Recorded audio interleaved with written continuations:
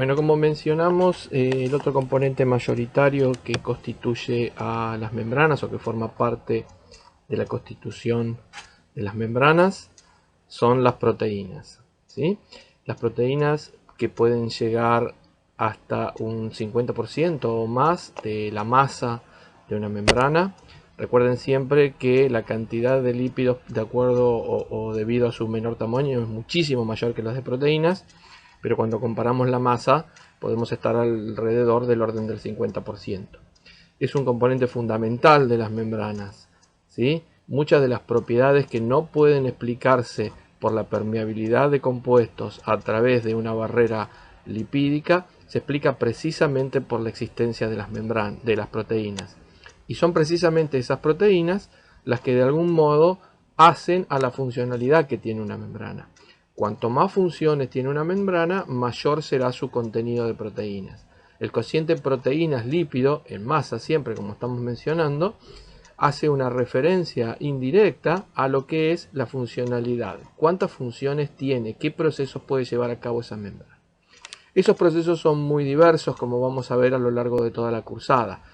En el próximo teórico, por ejemplo, nos vamos a enfocar a uno de los procesos más importantes que tienen estas proteínas, que se relaciona con la posibilidad de generar transporte a través de ella de sustancias que de otro modo no podrían pasar por la bicapa.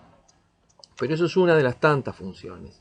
Vamos a ver que las proteínas de membrana sirven para anclar la célula a otras células, para anclarla a la matriz celular, para de alguna manera posicionar elementos del citoesqueleto o asociar ese citoesqueleto con el citoesqueleto de otra célula, de otra membrana. Vamos a ver también más adelante que hacen el reconocimiento y señalización, cómo las células responden a señales que vienen del medio extracelular. Muchas veces lo hacen a través de interacción con receptores o transductores que están ubicados en esta membrana. O sea que, como les digo, las proteínas son un componente funcional muy importante de las membranas biológicas.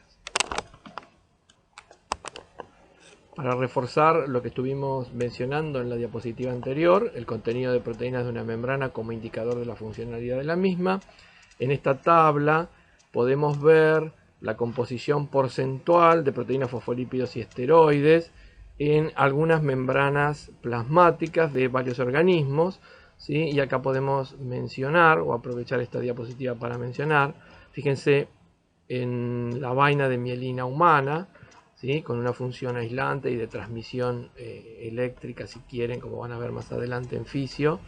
El contenido de proteínas es relativamente bajo, un 30% de la masa, ¿sí?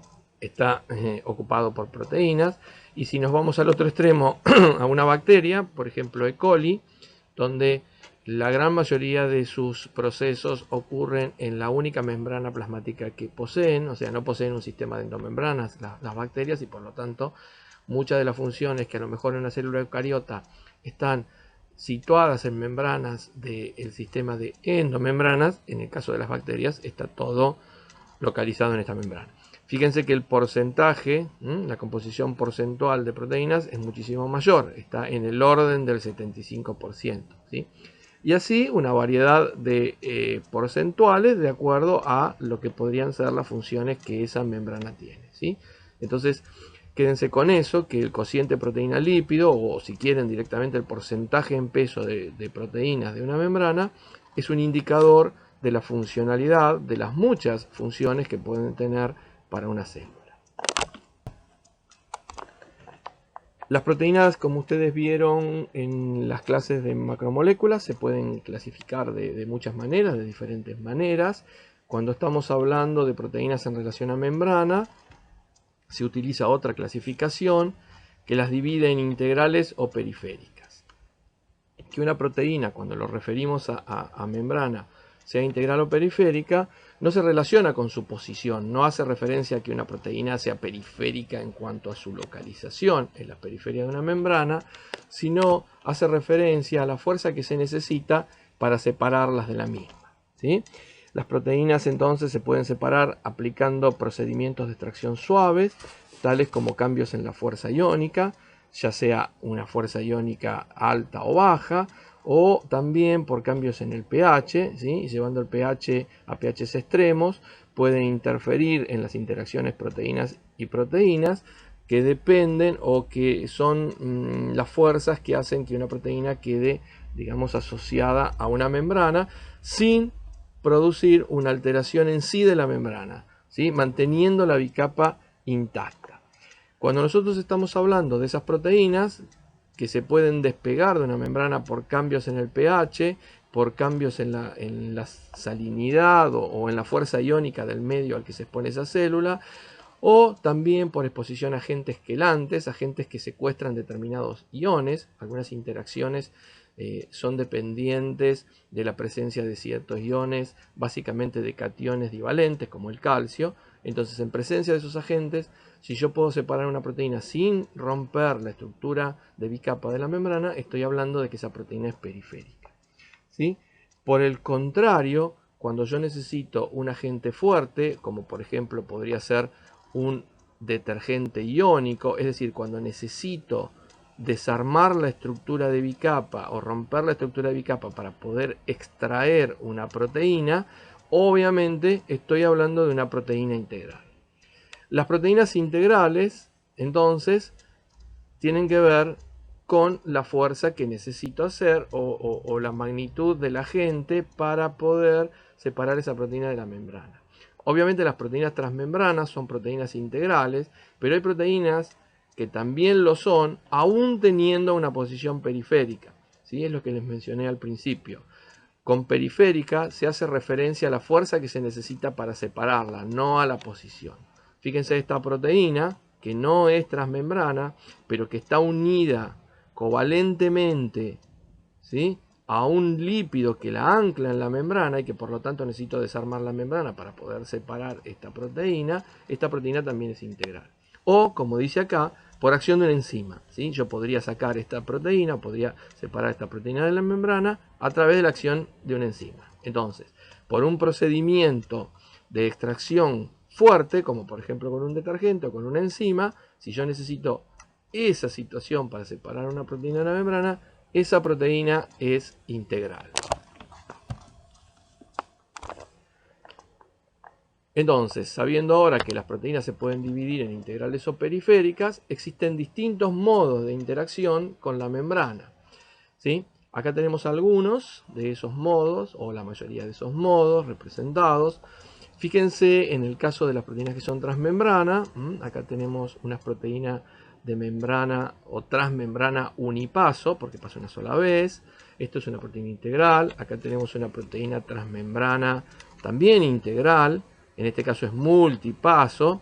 En ambos tipos, 1 y 2, lo que vemos es que la estructura secundaria con la cual cruza esa proteína en la membrana es una alfa hélice. En un ratito vamos a explicar por qué. Pero también tenemos proteínas transmembrana que utilizan otra estrategia, que es la de emplear una conformación de tipo de lámina beta en forma de barril, ¿sí? Estas proteínas se llaman barriles beta o proteínas con barriles beta, y es otra manera de insertar una proteína en una membrana, en este caso también una proteína transmembrana, ergo proteínas integrales. Estas tres son proteínas integrales claramente. Si vamos a 4, 5 y 6, estamos hablando de proteínas que tienen una posición periférica, pero no son periféricas, porque no las puedo separar de esa membrana con un agente o con una fuerza, llamémosle suave. No puedo utilizar un cambio en la concentración de sales ni el cambio en pH para despegarla o desarmarla. Necesito o un detergente para desarmar la bicapa o la acción de una enzima que rompa la interacción covalente que esas proteínas tienen, ¿sí?, con algún lípido que la ancla en la membrana. Acá tenemos dos casos bastante comunes de proteínas integrales. En este caso son proteínas unidas por, en este caso por lípidos a la monocapa interna. Fíjense, la proteína no es transmembrana, sin embargo es integral. Acá tenemos otro caso también común, que son proteínas unidas a fosfolípidos a través de azúcares, ¿sí? Estos fosfolípidos es un tipo particular de fosfolípidos con un grupo polar que es el inositol. Son fosfolípidos de inositol unidos covalentemente a la proteína a través de un carbohidrato, ¿sí? Recuerden ustedes, o si ustedes recuerdan, que los carbohidratos eran un marcador de la cara extracelular. Entonces, si yo tuviera que posicionar a estas proteínas de acuerdo a en qué lado de la membrana se ubican, bueno, acá tenemos indicado que es el citosol, pero si no lo supiéramos, nosotros obtenemos una referencia de que esto es extracelular por la presencia de un carbohidrato. Estas proteínas, ¿sí? Estas proteínas ancladas a la membrana a través de fosfolípidos de inositol son características de la cara extracelular de una membrana, ¿sí? O la cara no citosólica, si quieren, para ser más exactos.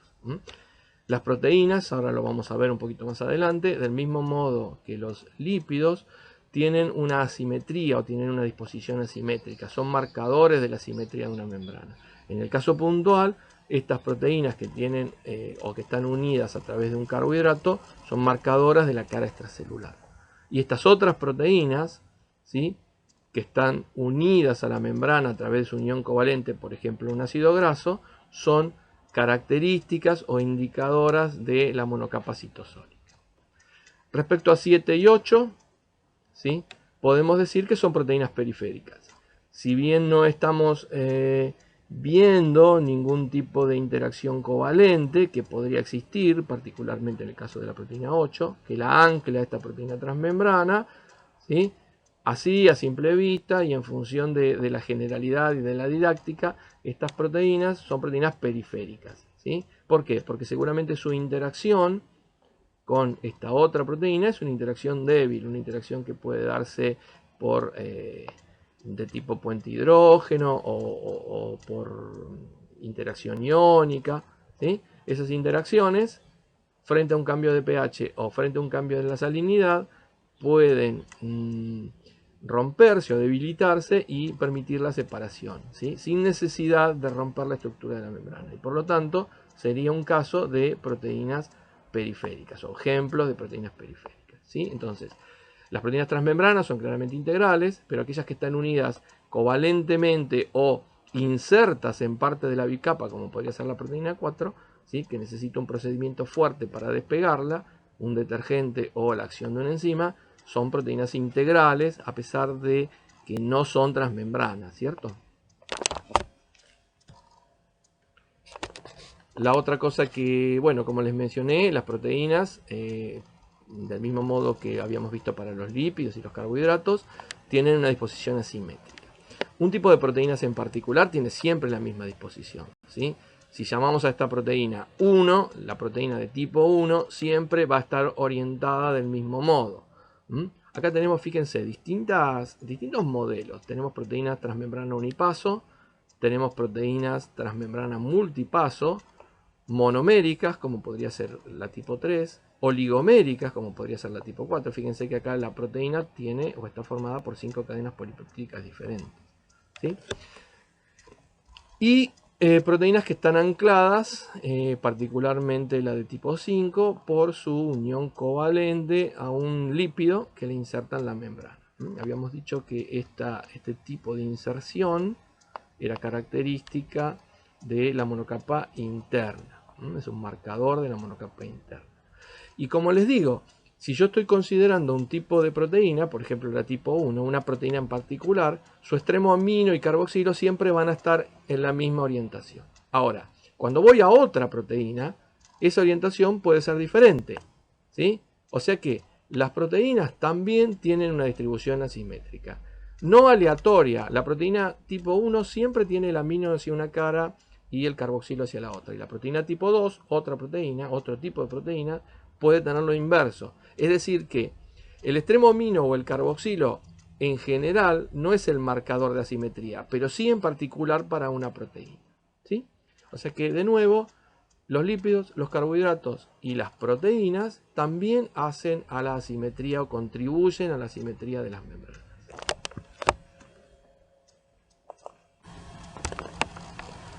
Como habíamos mencionado en una de las diapositivas anteriores, en la mayoría de las proteínas transmembranas, la cadena polipeptídica que cruza la misma lo cruza de modo o lo hace con una conformación de tipo alfa hélice, ¿sí?, de las que ustedes estudiaron con la doctora Polo en los teóricos de macromoléculas. En general, una proteína transmembrana siempre tiene una única orientación en la misma, eso lo que mencionamos también en la diapositiva anterior, que refleja de algún modo la manera asimétrica en la cual esa proteína se sintetiza primero y se inserta en la bicapa en el retículo endoplasmático. Eso lo vamos a ver más adelante cuando entremos a ver el sistema de endomembranas. Y en el caso particular, como les digo, de las proteínas transmembranas, la unión de los puentes hidrógenos entre uniones peptídicas se maximizan si ese polipéptido tiene forma de alfa hélice. En general, los aminoácidos que predominan en esta región transmembrana son aminoácidos con grupos R no polares, lo cual no genera un impedimento a la inserción de esta proteína en las membranas, pero sí las uniones peptídicas, porque las uniones peptídicas, como ustedes recordarán, son uniones polares que tienen la capacidad de formar puente hidrógeno con el agua, y eso sería inestable en un ambiente hidrofóbico. Pero no es precisamente no es el problema en una estructura de alfa hélice, porque como ustedes recordarán, en esa alfa hélice, de algún modo, todas esas uniones peptídicas tienen sus grupos con posibilidad de formar puente hidrógeno, estableciendo uniones precisamente de ese tipo con otros o con otras uniones peptídicas dentro de la misma estructura plegada de la proteína, ¿sí? Entonces, por lo tanto, es muy característica de la mayoría de las proteínas transmembranas la presencia de alfa hélice o de estructura en alfa hélice en el segmento que la cruza. Fíjense en este caso, acá lo que tenemos es, si ustedes recuerdan, los aminoácidos. La mayoría de los aminoácidos que forman parte de ese segmento son aminoácidos con un grupo R no polar, ¿sí? Y ese grupo R no polar está hacia afuera de esa estructura de alfa hélice, como ustedes, de nuevo les digo, como ustedes recordarán. En general, se considera que cuando estamos atravesando una membrana, el cruce debe ser total, ¿sí? Ya que es imposible, o sería imposible en estas condiciones, que se produjera un pliegue dentro de lo que sería la secuencia lineal de aminoácidos, si no es de cara a un ambiente hidrofílico. Entonces, eso podría ocurrir, sí, y la proteína podría volver a insertarse, sí, y en esta nueva inserción, probablemente también el cruce a través de la membrana sea a través de esta estructura de alfa hélice.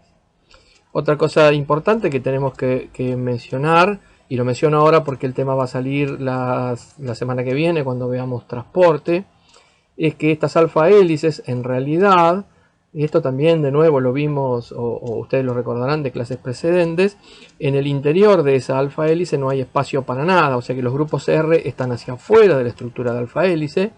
Por eso es necesario que para atravesar la membrana estos aminoácidos tengan R no polares para que puedan estabilizarse en el ambiente hidrofóbico del core o del interior de la membrana, ¿sí? Pero no es que hay un canal o una estructura a través de la cual pueden circular solutos, por ejemplo, en el interior de esa hélice. Bueno, acá tenemos más o menos representado lo mismo. En este caso tenemos una proteína que forma una estructura que podría ser un canal, como vamos a ver más adelante, ¿sí? En este caso es una estructura dimérica, es una proteína oligomérica. Fíjense que tiene dos segmentos, y si no tuviera dos cadenas polipeptídicas, y si no tuviéramos referencia de lo que es intracelular o extracelular, ¿sí? Estos pequeños cuadraditos del color verde representan carbohidratos que, como habíamos mencionado, son característicos del dominio extracelular. Recuerden lo que les dije, que las proteínas, si bien un mismo tipo de proteínas tiene siempre la misma disposición en una membrana, ¿sí? Que puede ser diferente al de otro tipo de una membrana, esa disposición para el caso particular de la proteína es asimétrica. Los dominios extracelulares de la proteína, ¿sí? No son iguales que los dominios citosólicos de las mismas. En el caso del dominio extracelular podría llegar a haber carbohidratos, como no, ¿sí? El extremo amino y el carboxilo pueden estar orientados diferencialmente hacia un extremo hacia el otro, pero siempre, como les digo, dentro de un mismo tipo de proteína, esa proteína se distribuye asimétricamente en lo que es la membrana. Lo que tenemos representado en esta lámina de alguna manera refuerza lo que estuvimos viendo en la diapositiva anterior de cuál es la naturaleza de los aminoácidos o de los grupos R de los aminoácidos que forman parte del segmento transmembrana de una proteína.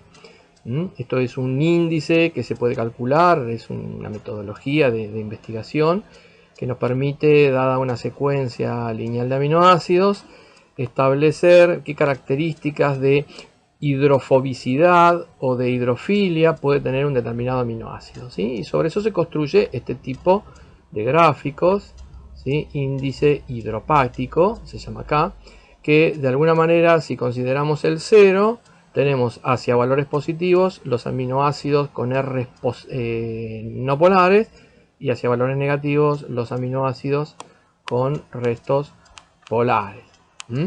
Fíjense en este caso cómo tenemos segmentos polares o de aminoácidos polares alternados con secuencias ¿sí? Ricas en aminoácidos polares. Polar, no polar, polar. Si nosotros contamos aquí, tenemos aproximadamente 7 segmentos con aminoácidos cuyos R son no polares, separados por regiones con aminoácidos de tipo polar. Y eso corresponde a una distribución de las proteínas multipaso bastante común a través de una membrana, que son aquellas proteínas que cruzan con 7 segmentos hidrofóbicos las membranas. Después vamos a ver más adelante que es un grupo bastante prominente de proteínas, estas que cruzan particularmente con 7 pasos. Fíjense que es una sola cadena polipeptídica, tiene un extremo amino y un extremo carboxilo. En este caso el extremo amino está del lado exterior y el carboxilo del interior. Y fíjense cómo tenemos 7 segmentos transmembrana con una estructura de alfa hélice separados por segmentos hidrofílicos que están en contacto con la solución acuosa tanto del exterior de la célula como de lo que sería el citosol. Esto sería un caso similar, que es lo que observan acá. ¿Qué distribución observan? Observan que básicamente hay una región con aminoácidos cuyos R son hidrofóbicos que separa 2 regiones básicamente hidrofílicas, ¿sí? Esto corresponde, por ejemplo, a la glicoforina, que es una proteína de la membrana del glóbulo rojo, no importa, es como un ejemplo. Y esto en realidad sería el esquema de una proteína que es unipaso. Un segmento a un lado de la superficie de la membrana hidrofílico o un dominio hidrofílico, un dominio transmembrana hidrofóbico y un dominio en la otra superficie, la opuesta a la primera, ¿sí? También de naturaleza hidrofílica. Como mencionamos también al principio, donde mostramos de qué manera una proteína se puede insertar en una membrana, también se conoce en el caso de algunas proteínas integrales, transmembrana, que a diferencia de lo que vimos anteriormente, presentan una estructura de barril beta. Las membranas de muchas bacterias, por ejemplo, poseen un tipo de proteínas particulares que se llaman porinas, y es característico de estas porinas esta distribución o esta conformación tan especial, ¿sí? En el segmento transmembrana. Esta sería la proteína vista de arriba, o distintos tipos de proteínas con conformación de barril beta en su segmento transmembrana. Bueno, esto es una especie de resumen de todas las maneras de inserción que podemos tener en proteínas integrales, ¿sí? Proteínas integrales que en este caso, fíjense que no son transmembranas. Nosotros habíamos mencionado que una proteína sea integral o periférica tiene que ver con qué método utilizamos para extraerla de la membrana y no necesariamente con cuál es su posición en la membrana. Las proteínas transmembranas son claramente integrales. También tenemos proteínas que, a pesar de tener una distribución periférica me refiero a estar de un lado o del otro de la membrana, ¿sí? De acuerdo a la fuerza que necesito para desprenderlas de la misma, son consideradas proteínas integrales, ¿sí? En este caso, o tengo que desarmar la membrana con un detergente fuerte, o tengo que cortar la unión de esa proteína al anclaje a través de la acción de una enzima, ¿sí? Cualquiera de los dos métodos es un método de extracción fuerte, son proteínas integrales. Cambiando las condiciones de salinidad a ambos lados de la membrana o cambiando el pH, no es posible separar estas proteínas de la membrana. Acá tenemos algunos modelos que también contribuyen a la simetría de las membranas. Fíjense, este es el lado intracelular y este es el lado extracelular. Y entonces tenemos, como les dije, distintos modelos de inserción o de anclaje. Tenemos algunas proteínas que se anclan a la membrana a través de ácidos grasos, ¿sí? Acá lo que tenemos es un anclaje a través de un ácido mirístico, pero quedémonos con que es un anclaje a través de un ácido graso, ¿sí? O también el anclaje puede ser de naturaleza lipídica, pero con otro tipo de lípidos. En este caso se llaman proteínas ancladas por grupos prenilos. Y por ejemplo acá tenemos un anclaje a través de un farnesilo. Todos estos grupos seguramente los vieron con Mónica. En este caso la unión o el anclaje es de tipo amida. En este caso la unión o el anclaje es de tipo éster, ¿sí? De un tío éter. Bueno, bien. Estas proteínas, como les digo, son características o se encuentran distribuidas fundamentalmente en la monocapa interna. Cuando veamos procesos de señalización celular, vamos a volver sobre ellas, ¿sí? Y vamos a dar ejemplos concretos de estas proteínas. Pero por hoy quedémonos que estas proteínas con este tipo de anclaje son características o indicadoras de la monocapa interna, ¿sí? Acá con un ácido palmítico está unida, acá con un ácido mirístico y acá, como les dije, con un grupo farnesilo. Bien, y el otro tipo de proteínas unidas por este tipo de anclaje, unidas covalentemente a algún lípido de membrana, son los que se conocen como proteínas ancladas a través de carbohidratos a fosfoinosítidos, que es un tipo particular de fosfolípidos, cuya cabeza es el inositol, como ven acá, ¿sí? Y donde la proteína se une covalentemente a este fosfolípido a través de un carbohidrato. Estas proteínas son características de la monocapa externa. Recuerden ustedes que los carbohidratos siempre están en la cara no citosólica de una proteína. Entonces estos también son proteínas integrales, ¿sí? Y que a su vez tienen una disposición asimétrica, que son características o de la monocapa externa o no citosólica o de la monocapa interna o citosólica. Bueno, finalmente acá también tenemos representadas dos proteínas monoméricas que atraviesan la membrana, o sea, son dos proteínas integrales por su inserción en la membrana. Son proteínas monoméricas, tienen una sola cadena polipeptídica, ¿sí? Son proteínas multipaso, cruzan la membrana una sola vez. Habíamos mencionado que una de las maneras más comunes de cruzar o tener o la estructura que acompaña ese cruce a través de la bicapa lipídica es el de una alfa hélice. Acá tenemos alfa hélice. Habíamos dicho también que en general los R son no polares, lo que facilita la inserción en ese medio hidrofóbico, ¿sí? Y bueno, y acá lo que tenemos son algunas cuestiones que se relacionan con lo que veníamos hablando de la simetría. En primer lugar, como les dije, como recordarán, los carbohidratos siempre están del lado extracelular o no citosólico de la proteína, es un marcador de simetría. Y en el caso de que en esa estructura primaria de aminoácidos existan cisteínas y que puedan interaccionar formando puentes disulfuro, la formación de esos puentes disulfuro es exclusiva o característica del ambiente oxidante extracelular. En el interior de la proteína, como de la célula, como el ambiente es reductor, por más que yo tenga cisteínas, no forman uniones covalentes del tipo o puentes disulfuro, ¿sí? Se encuentran sus grupos sulfidrilos, ¿sí? O sea que eso también es otro marcador de la simetría de una proteína. La presencia de grupos de cisteínas con sus grupos sulfidrilos en el interior de la célula o en el citosol, y la posibilidad de que esas cisteínas a través de esos grupos sulfidrilos formen uniones, puente disulfuro en el caso de la cara extracelular, ¿no? Fíjense, en este caso es una proteína oligomérica, tiene dos subunidades, esta subunidad pequeña unida a través de un puente disulfuro con esta subunidad mayor. Y la otra cosa que vemos acá, bueno, reforzando lo que ya venimos viendo, es la presencia de oligosacáridos siempre del lado extracelular. O sea que, como les digo, una proteína también tiene marcadores de asimetría.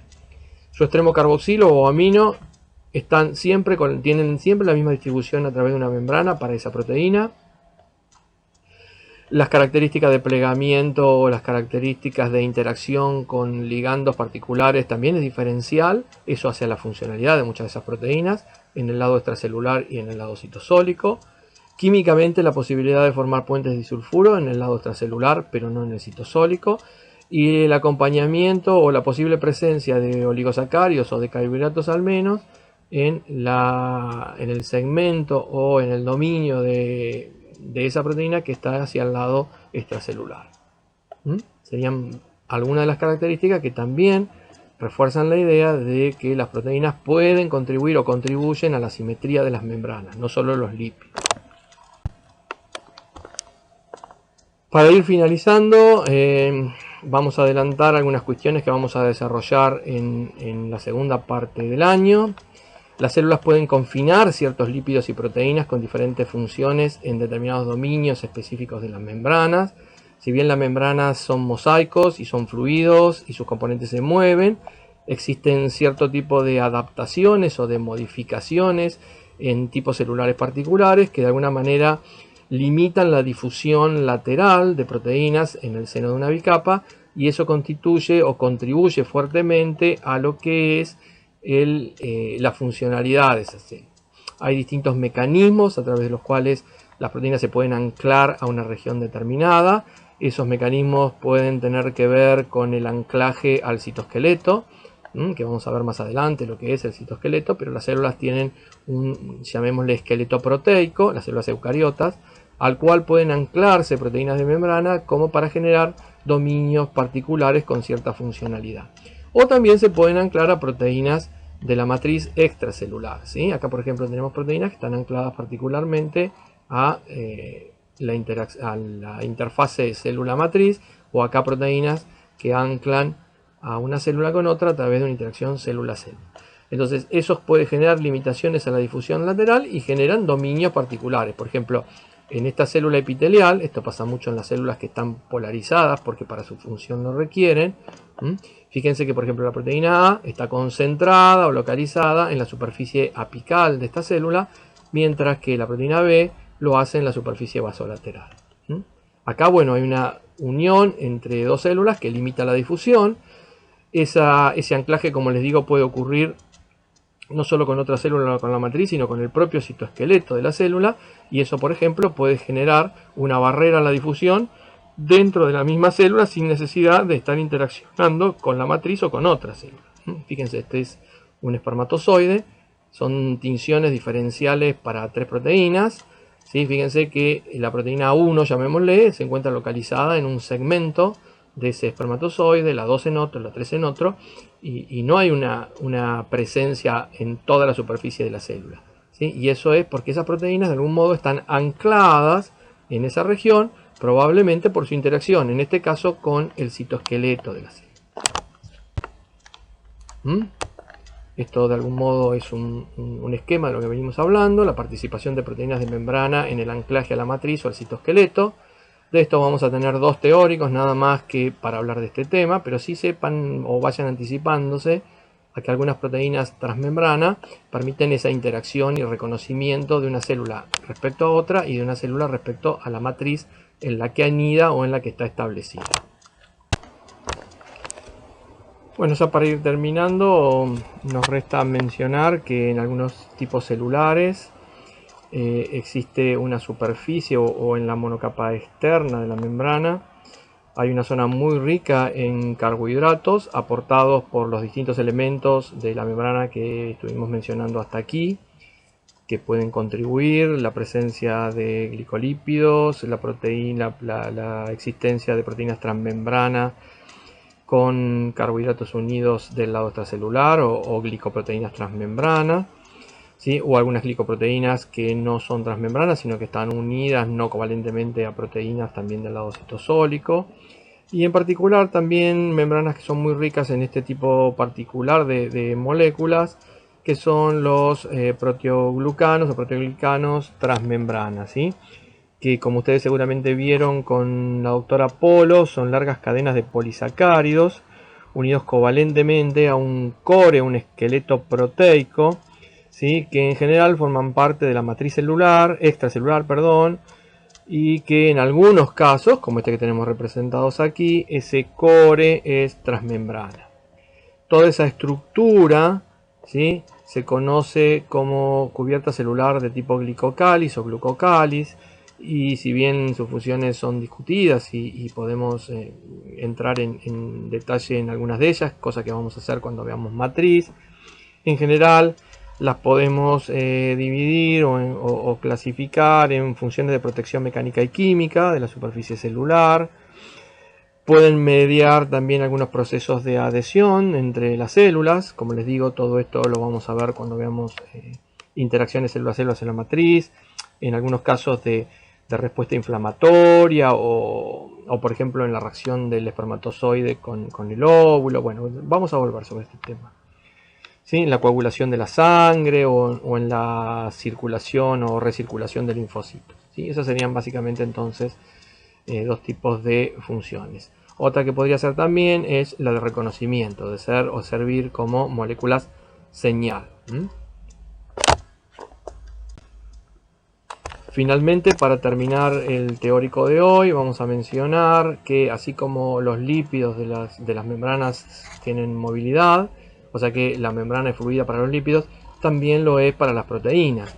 En el caso de las proteínas, debido a su tamaño y muchas veces a la interacción, como estuvimos viendo, o al anclaje de esas proteínas a elementos del citoesqueleto o de la matriz extracelular o de otras células, su difusión lateral es limitada, pero la tienen, existe. El movimiento es posible y algunos procesos, como por ejemplo cuando veamos respiración celular, algunos procesos precisamente requieren de la movilidad de esas proteínas en la membrana. Los procesos de transporte también requieren de la movilidad de las proteínas. Lo que les dejo acá es un experimento clásico, es un experimento muy viejo, uno de los primeros experimentos que se realizaron y que como resultado de los mismos aportaron evidencia adicional a que las membranas son fluidas. En este caso es lo que se llama formación de heterocariontes. Hetero es diferente y cariontes o cariote es núcleo, como habíamos mencionado, ¿se acuerdan? Cuando empezamos con eucariota, procariota, bueno. En este caso es un heterocarionte producto de la fusión de células de ratón y células humanas. ¿Sí? Las células humanas tienen en su superficie determinadas proteínas que les son propias o características. En el caso de las células de ratón, lo mismo.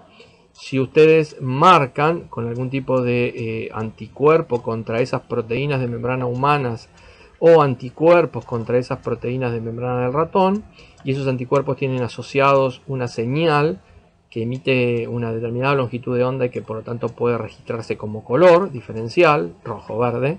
¿Sí? Esto es fluoresceína y esto es rodamina. ¿Sí? Son dos marcadores que se utilizan para adjuntar o acompañar a los anticuerpos, y así esa interacción específica anticuerpo puede ser visualizada a través de una señal.